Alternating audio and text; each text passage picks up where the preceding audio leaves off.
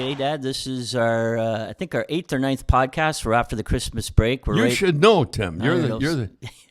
I don't know. I get confused. We're right in the middle of the World Juniors.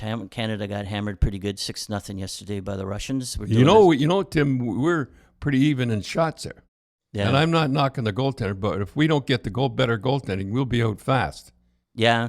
And that was the one thing, again, not knocking Dawes. He's been lights out in the OHL, but this is his first international tournament. You know, you got the big ice, and you have the pressure. Nah, he didn't stop the shots, and I hate to be mean to a kid, but I got to be truthful on here. And if you listen to Hunter, I've seen this happen so many times before that the team gets so up, so ready, and they come out flat. And that's exactly what happened to them. They come out flat. Although the shots were almost the same, they were not ready. They were just the Russians looked like $1 million, I have to admit, and they look bigger too. They look bigger. I think it's uniforms or something because you have those white uniforms on. You look smaller. I don't know what it is, but they didn't look good. Doesn't make any difference. We lost the game. They'll smarten them up, and they'll be ready for Monday. Let's hope so. Because it could be off. And then the right reporters will say, there you go. Our programs are no good. Hockey's no good. I actually think they love when we lose so they can really zip us pretty good. And when we win, well, we won. We should have won anyhow. And that's the way I feel about it. Well, what happened to their star player is one of the reasons why. You're all right on the money. And, And I know what you're going to say is, Bettman comes on, Gary Bettman comes on and says they don't want to go, they don't want to pay the insurance, they don't want to pay anything. Then they go over there. Now, just say Crosby went over there and Lafreniere, we don't know how long he's going to be out, number 1 draft choice. You get an injury like that to your knee, you're not quite as reckless. Not like Bobby Orr. Bobby Orr, I used to say to him, Bobby, we're up 5-0. And didn't matter. That's the way he played. And he had to retire at 28. And, sometimes you get an injury like that. Yeah, I hope the kid comes back because he's a pretty good player. Imagine the poor coach of Rimouski. Yeah. And I remember we had a kid, and I remember we were in the playoffs, and we had a kid named Pat Jarrett, and he was terrific. Well, we weren't in the playoffs. It was he heard it. Yeah, and he went, and he was terrific. And somebody said your star player, your number 1 draft choice, just hurt his ankle. Never the same after that. Yeah, he broke his ankle on even in a camp on the under-17. Yeah. And that was the year we had Spezza, and we were hoping to have him and Spezza together on the power play and all that. And oh, well, the Lord works in mysterious ways. Anyhow, I remember how devastated I like that word, devastated, but I remember how. Well, it's like you say, the CHL coaches, owners, they're the ones putting all the risk out. Yeah, to me, I wouldn't go but the players. The funny thing is, the players want to go. Oh, sure, you want to go. What do they got to lose? They got nothing to lose. They get hurt. They still get paid. And who pays them as the owners? 2 week. In the playoffs, it's ridiculous. And that injury is, as you said at the start, is exactly why they do not want to go in the Olympics. There was an awful injury to the Toronto Maple Leafs, Mikhailov. He said he might be out for more than 3 months now. How many times have you heard me say about short gloves? I mean, it's absolutely ridiculous. Now, Gretzky, who set 9,000 records, he had the big gloves, and Bobby Orr had great big gloves, and then they didn't do too bad. If I was the owners, I would get together, and I would sit down, and I would say, everybody wears the same size gloves. And this guy had the short gloves, and the pitcher in the sun, and the little wee glove falling to the ice like that. He's out 3 months, his ligaments and the whole deal. He might never be the same. If I was the owners, I would have the meeting. I would say everybody wears the same gloves because Brendan Lemieux, all you do is block shots with those things. They're like kid gloves. Yeah, he broke his hand the other day too. You don't want to say the Leafs are lucky, but what if that would have been, Matthews or Marner? Well, you hate to be like that. Oh, sure. What your kid? Somebody's hurt. But say it was Marner. I mean, he's making $10 million. You pay him 3 months 4 months for nothing. I mean, I hate to talk like that, but it's the truth. If I was the owner, it's the same thing as the elbow pads. The elbow pads are weapons right now. And I see the guys putting on their shoulder pads. No wonder everybody runs at everybody. If they had those little Coopers that Shanahan and those guys raised, you would be afraid to hit guys like that because you'd get hurt yourself. I have to tell a story about Bobby Orr and his gloves. How he could handle a puck was so good was because he actually took a kid glove and sewed it on the front. So he actually did not have his hand in the glove per se. And Park saw this, and Park couldn't believe it that he had the he could pick up a dime with his glove. And nobody else did that. So after he retired and everything, I was talking to him on the phone. I said, all your equipment you had, your shin pads and all that, where is it now? He's, it's gone. What do you mean it's gone? Who's got it? He says, well, the cat peed on it, so they had to give it away.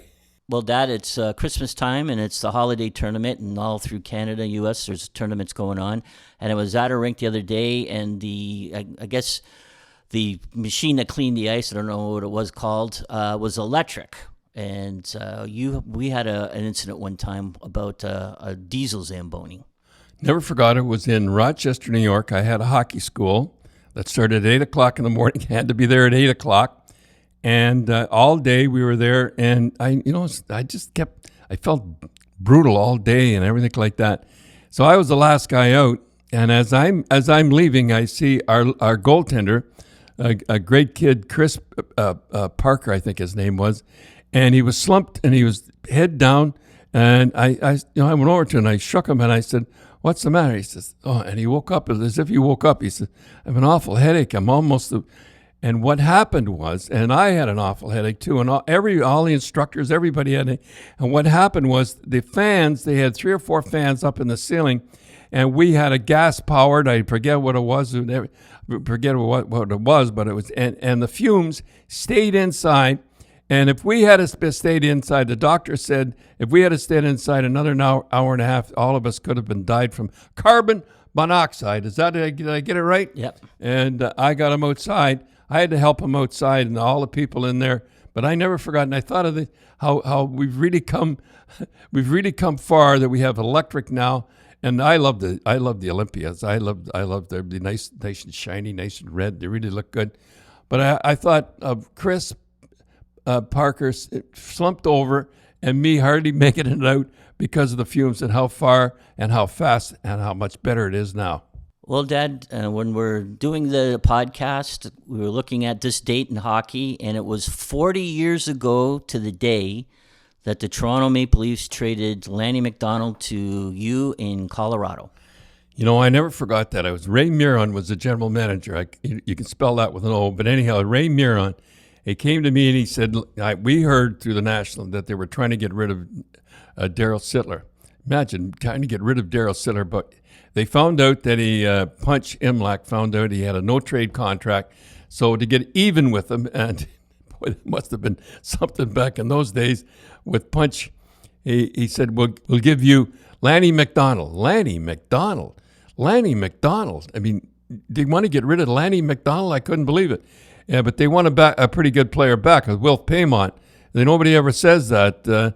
So Wilf went, so I went to Wilf. I says, Wilf, we're going to make a trade, and they want you to go to Toronto. And he was a good guy, Wilf. He really was. A little nuts, and nicey nuts. You know what I mean? Like, I love a player like that. And he says, they won't like me there because I'm French-Canadian. He says, when you score goals, they'll love you there. And a lot of people don't know. Everybody talks about that trade, Lanny McDonald. Lanny McDonald played on the line with Earl Thompson and Daryl Sittler, and then Tiger Williams played on the line after. That was one of the best lines. They'd be all making about $10 million right now. But the one thing with Wolf was he set a record. Oh, yeah. Next year, 97 points. Yeah, and he was the top right winger they had till Rick Vive came along. So he knew what was going on. But anyhow, we get Lanny. So anyhow, we get a phone call, and he tells Ray Miron that he's not going to report. And the reason he's not going to report that his lovely wife, Adele, was pregnant. And he said, why should I come for the rest of the season? He said, and he was heartbroken about Sittler. Him and guys, they were almost like brothers. And I remember Sittler got in the real bad books. He took the C off. And I digress as I go along. And I remember Brian McFarland said he should have taken a C off. And Harold was so mad at Brian McFarland, he sent him to Montreal for the rest of his career. He had to do the broadcast, Hockey Night in Canada from Montreal. Anyhow, I phoned Lanny, and I said, look, Lanny, I said, you don't have to practice. Just come for the games. And he says, you mean I don't have to practice? I said, no, you don't need to practice. Come for the game. And a lot of people don't know, but he got 25 goals in 45 games, which is unbelievable. I never saw the guy except for the game. He'd drop in for the game, play the game, score a couple of goals, and then leave. Rene Robert, remember he played on the French Connection line, said, the stick boy spends more time in a room than you, Lanny. Anyhow, he got 25 goals. And he was just fantastic. So it shows you don't need those stupid practices. Didn't Ray Miron get mad that you told him to do that? Yeah, and he said, "Well, how can a guy play Ray Miron? And you can spell with an O. He figured it. How could he? And I said, look, he's not going to come unless we say this. So anyhow, he came. Like I said, he got 25 goals. He was fantastic. And I never forgot. We went to Winnipeg. And we had 2 or 3 days off with Lanny. And so somebody kept saying, oh, we're better drinkers in the East and then the guys in the West. And Bobby Schmatz comes from Saskatchewan, Saskatoon, or Regina, forget.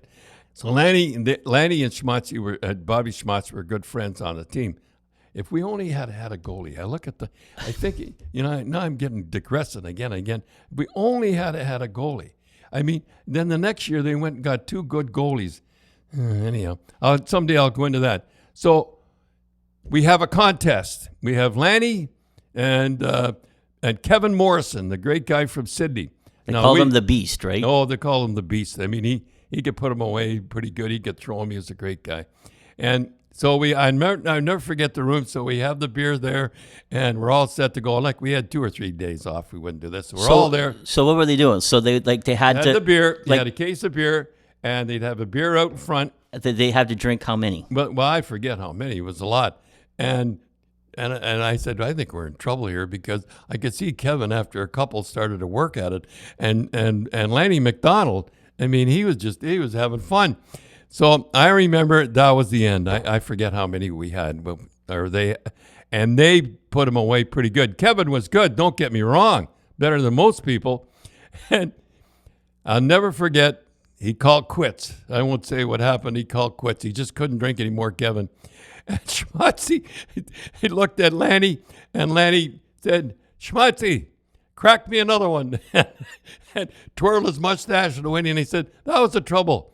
I said, my best fighter, I thought he was the best drinker. My best goal scorer was my best drinker. Tim, when I played, we didn't have enough money. So all our parties that we'd had were always at the other's house, and somehow or other was always Rose was always the one had party. So I remember one game, she had to stay home because of getting the party ready and all that stuff. It had to be ready, and all the team came thereafter. So she says, "Well, you take Cindy down." So this is my story. So I went down, took Cindy down. We played the game, and I come home. And I remember I come to the door, and she says, well, where's Cindy? I said, holy smokes. I left Cindy. I left her down at that arena. That was a pretty rough section down around the War Memorial. So I'm going 90 miles an hour, and I come in, I still can't find her. She's in, and I go in the dressing room, and there she is, standing there phoning. I forget what she was doing, fooling with the towels and everything. Boy, I was the happiest guy in the world.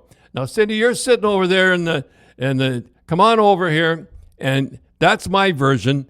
Now, you could do you remember? Come on in. Now, do you remember? Oh, I remember all right. I think I was only 6 or 7 years old, and I watched you play, and then I knew where to go after the game, down by the dressing room, and all the players were coming out, and they were out fast because they were going to the party, right? And I'd say, "Is my daddy still in there?" And they go, "Yeah, I think he's in the back. And I kept asking, and all of a sudden, there was no more hockey players coming out, and there I was, all by myself with all the lights turned out at the Rochester War Memorial.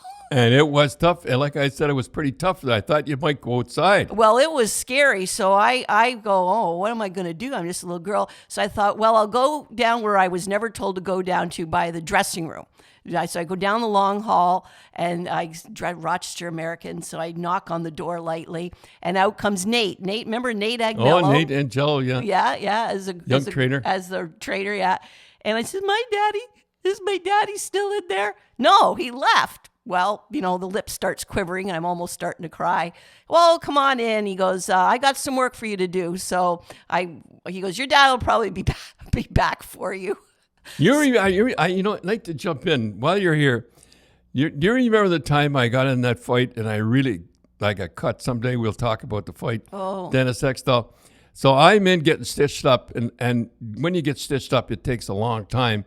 And you tell a story about. Now I'll tell a story.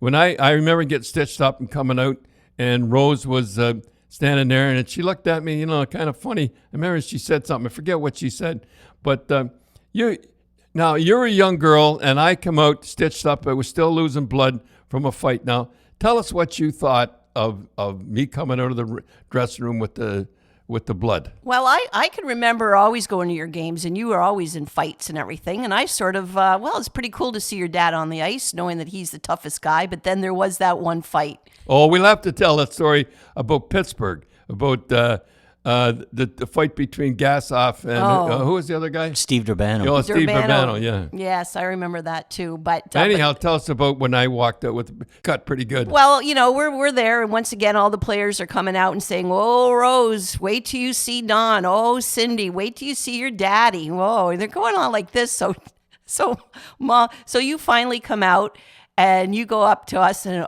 we're just. Your eye was just a little slit. You had all those, and it was oozing and everything. So Mom and I took a really close look. And remember what Mom said? I forget what she said. She says, she goes, I wouldn't have thought a human fist could do that much damage. Nice. And I'm standing there big. I know. I'm like, that's the way it is. Do you remember taking the stitches out? Oh, yeah. That's a funny one. Now, I remember when I first met Rose, from her, she'd never seen anybody in fights and stuff before. So, to get stitches when you're like that, you'd have to go to the hospital or you'd have to go to the doctor to get them. And I said, look, take these stitches out of my eye or something. And I used to get cut around a lot of the fights around the eye. And, I can't. I remember Rose said, I can't do this. I can't do that. I just take the cuticle scissors and pluck them out. I can't do that.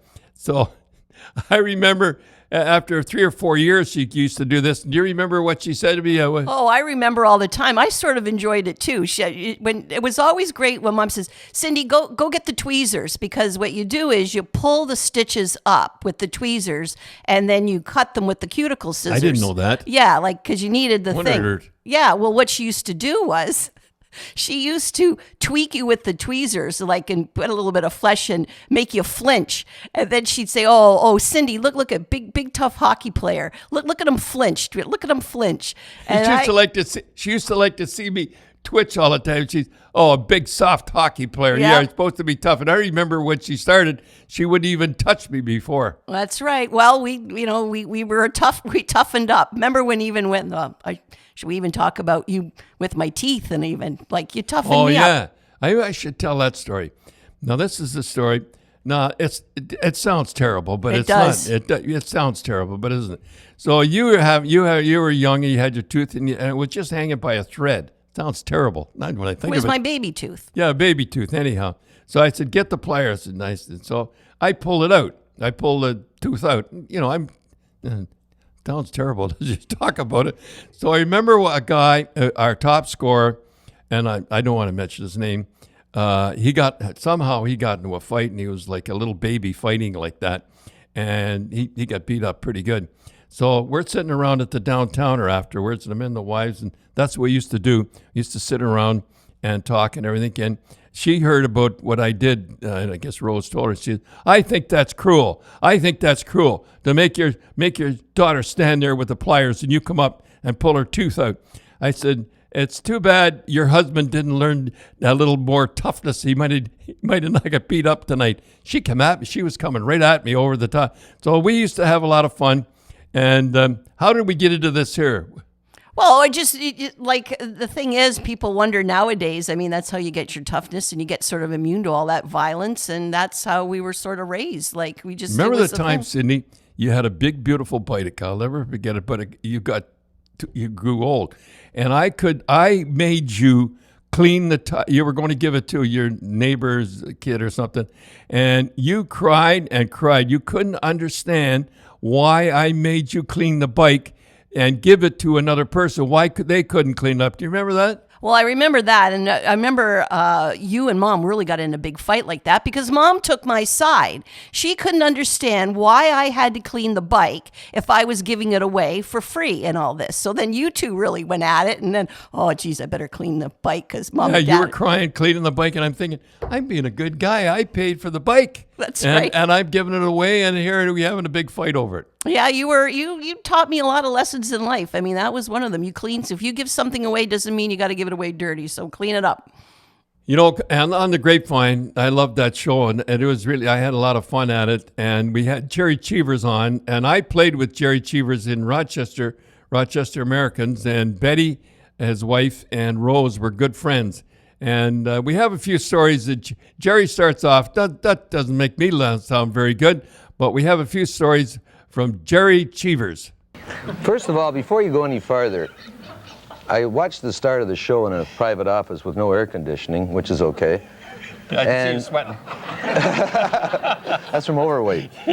And you mentioned something to your dog about me being a little flaky. No, or... I said goalies. You know, goalies. Well, I used to be a goaltender too. Yes. Well, you know, I don't have much defense for that. Any guy who played goal for 20 years and went in and coached has got to be somewhat flaky. You're not kidding. There's 3 things in my life I haven't done though, Don. I got to tell you truthfully. I've never talked to my dog. I've never worn a double-breasted suit. And never wore a pink tie, so you figure it out.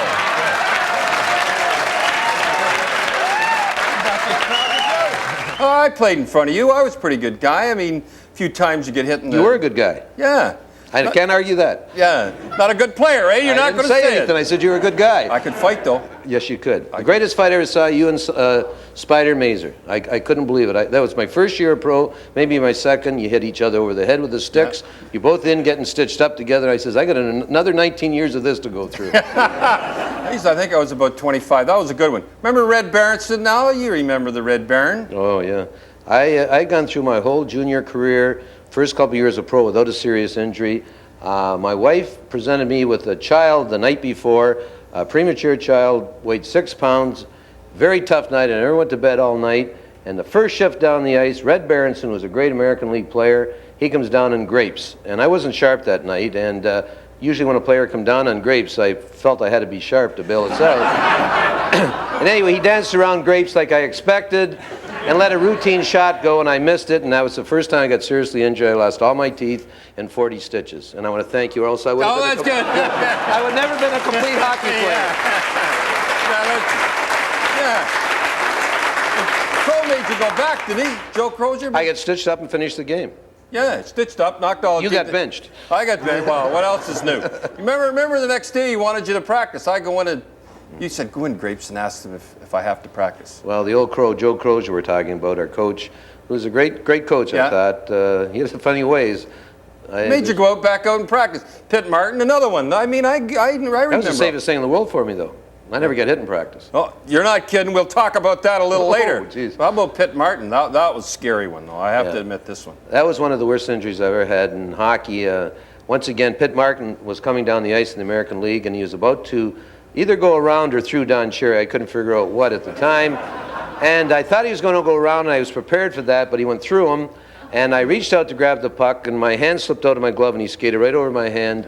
And I think I was out for a good 2 or 3 months there. It was a terrible injury. And then you had to... I still like you. I don't know why, but... Yeah. No, you played... I used to... When we get up 6-1, and we did used to get up 6-1, you were in the net, I used to go nuts because I knew we were going to have in a heart attack any time now. But you never cared about your average, eh? It was always the wins. And what was the record? Now, I want you to tell a record that you set in the National Hockey League. I didn't set any record. The team I played on set a record. All right, don't give it that one. We went 33 games without losing. And this is no kidding. Of course, you had... Robert was playing at the time. And I can tell you a story about that record. We went 33 games without losing, and we had first place cinched, and we were getting ready for the playoffs, and our coach, Tom Johnson, decided that he'd rest Bobby Orr and Phil Esposito the night that the streak was broken, and it was 4-0 at the 10-minute mark. Well, that sounds like Tom. Yeah, so, right.